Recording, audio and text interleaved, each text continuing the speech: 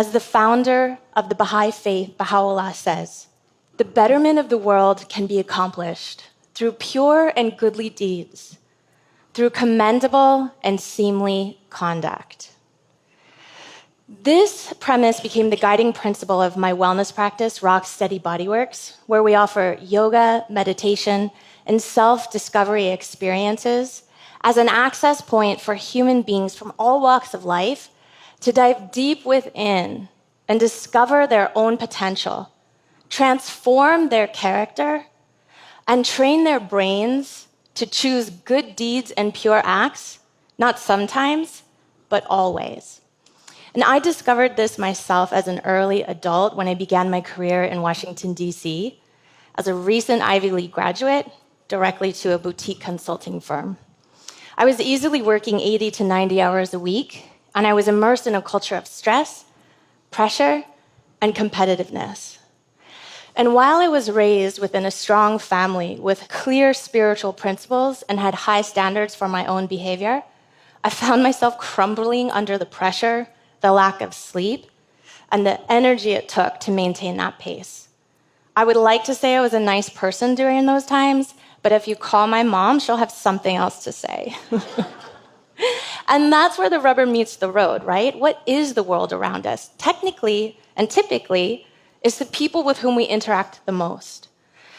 And I found with that stress and pressure, my capacity to choose good actions faltering. So a friend took me to a yoga class. We're in the middle of DC in the month of August. It's already hot and humid. And we walk into a hot yoga studio where it's even hotter and more humid. We walked into the locker room and we put down our briefcases, took off our hose and our heels, and went barefoot and leggings. When I walked into the yoga room, people were actually looking me in the eyes and smiling. Not how we do it on the streets of DC. And there was this sense of calm, palpably, in this space. I took my place and the class began, and I found myself overwrought with that same sense of stress, pressure, and competition. There was no way I could keep this up all class, trying to be the best, muscling my way through, and trying to make it look the way I thought it should. At one point, I dropped to my mat and I looked around the room and noticed that no one was even looking at me. It wasn't about me at all. The words coming out of the teacher's mouth weren't about my performance. They were encouraging me to be gentle with myself, to be calm, to take it one breath at a time. And in that moment, I realized the only way I was going to make it out of that class alive is instead of fighting, if I dropped in, surrendered, and accepted. And from that moment on, as we moved through the poses and settled into long holds, I discovered this depth of patience and capacity to be in that hold. And as we moved at a fast, rhythmic pace through this continuous flow of movement, I found a Zen-like, meditative sense of clarity and focus. Needless to say, when I left class that day, I felt more calm, more connected, and more like myself than I had in years. And I immediately took up a yoga practice, added in a meditation practice, and began to explore self-discovery tools. Not so that I could get to know myself better, but because I believed that within diving deep to my own self, I could uncover God-given gifts that would allow me to show up kind, compassionate, and generous for the world around me. Now, as I had this practice, I also got a promotion at work, and I was under more stress and pressure with less sleep. But almost miraculously, I realized my behavior was holding even. I was able to be patient with my teammates. Yeah? And in moments of tension, I was calm and collected. It was as if these daily practices had transformed my behavior, my conduct, and my character effortlessly overnight. And I was reminded of another quote from Baha'u'llah. The purpose of the one true God, exalted be his glory, in revealing himself unto men, is to lay bare those gems that lie hidden within the mine of their true and inmost selves. So this became another foundational principle of Rocksteady Bodyworks, where every single one of our wellness practices is infused with the intention to be of service and be an agent of change in the world through diving deep within to the vast world underneath your own skin, the unexplored terrain of your body and brain, the place where you can find those hidden gifts, those things that give you a sense of purpose and meaning, your true calling that you can offer to the world as a service to both yourself and those around you. Now, what's great is that science is catching up with me. And, taking these practices that have been around for thousands of years and providing them with the credibility and validity of scientific exploration. So what we're discovering is that the power poses of yoga create this profound physiological state. In even one session, if the pharmaceutical company could create this drug, billions of dollars, in one session, stress hormones like cortisol plummet. Learning and happiness hormones like dopamine and serotonin rise. Blood pressure drops. Deep rhythmic breathing stimulates your parasympathetic nervous system to drop you into a state of rest and digest.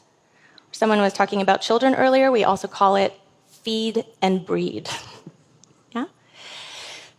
There's a growing correlation between what happens physically in our bodies and who we are psychologically, mentally, and emotionally. And when we harness this relationship and bring together powerful physical movement, tie it to an altruistic aim like being of service, grounded in the discovery of who you really are, we have the power to change the world.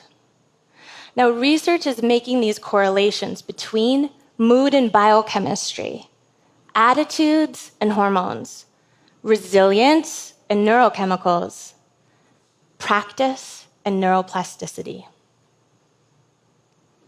Some examples of what this looks like in our studio is that people are drawn to these practices for a myriad of reasons. Sometimes it's something as simple as we saw your latest post on Instagram and that was a cool pic and I'd love to do that.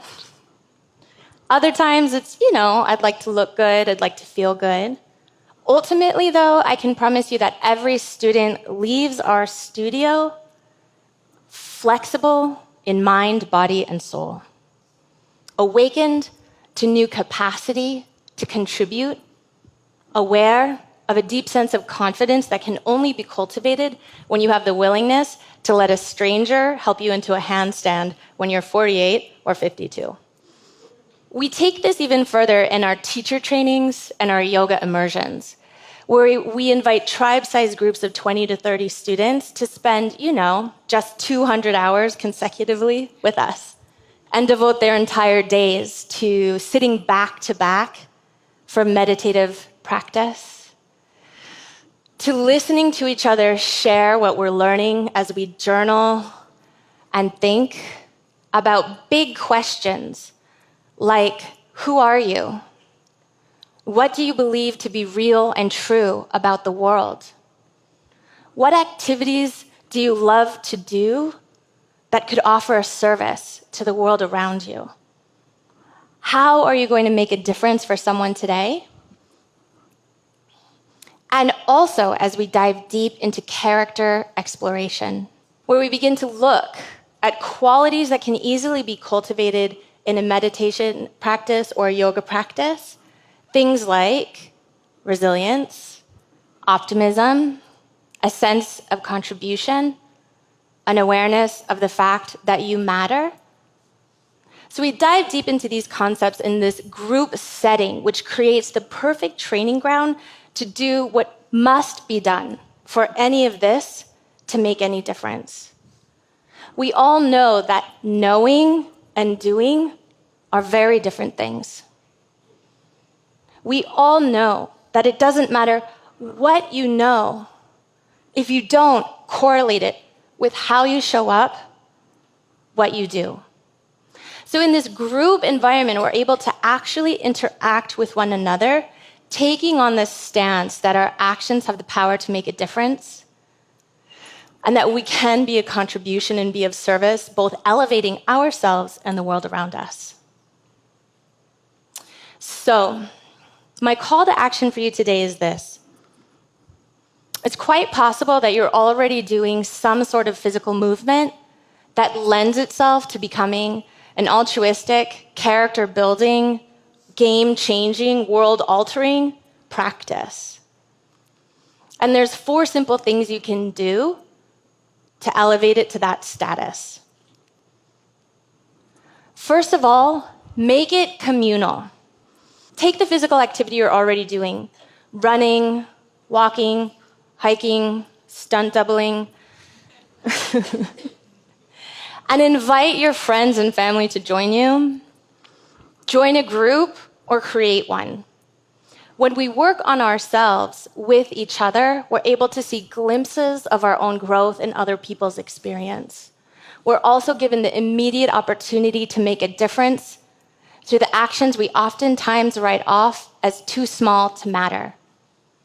Through calling your friend so she can arrive on time, perhaps bringing water for the whole group, or just even offering the encouragement of a high five or a smile as you guys are running or yogaing or whatever it is you choose to do. Second, make it collaborative, not competitive. Cooperative environments naturally evoke a human desire to help and support each other as we walk a path of learning and experience together as peers, coaches, and friends. Number 3, set a self-discovery intention. The way to elevate these incredible physiological experiences is to tie them to a deep inquiry into the very depths of who you are and why you're here. So this could be anything from a powerful question, as I mentioned before, like, what's your purpose? What lights you up? Why do you get out of bed? What's your reason for being? What are the top 5 talents you have that nobody knows about? Except your husband, who's seen you do that funny dance when you get out of the shower, right? Or diving deep into another area of character development that is profoundly powerful and useful, because these are the things that matter, and perhaps we haven't had as much training on them as we would like to. These are called virtues. These are positive, powerful character qualities that are innate within each one of us as humans, that if we take on the practice of bringing them into our intention and awareness every day, will alter the way we show up in the world. We theme our meditation experiences and our yoga classes around each one of these. If you'd like to bring this home and do something powerful with it right away, just go ahead and visit thevirtuesproject.com, where you can get a deck of virtue cards, which, again, if you're in a fight with your husband, you can pull out a virtue and show it to him. Just kidding. But they are really useful, and they're an empowering way to start to put your focus on how to show up in the world. Lastly, set a goal of 5 acts of service each session. If I could distill my entire message down to one thing, it would be this: practice. Where life happens is in the physical world, through our bodies, into our actions and the people around us. What we know from neuroscience is that the way to create sustainable behavior is to start with an act, do it regularly so it becomes a habit and then a pattern.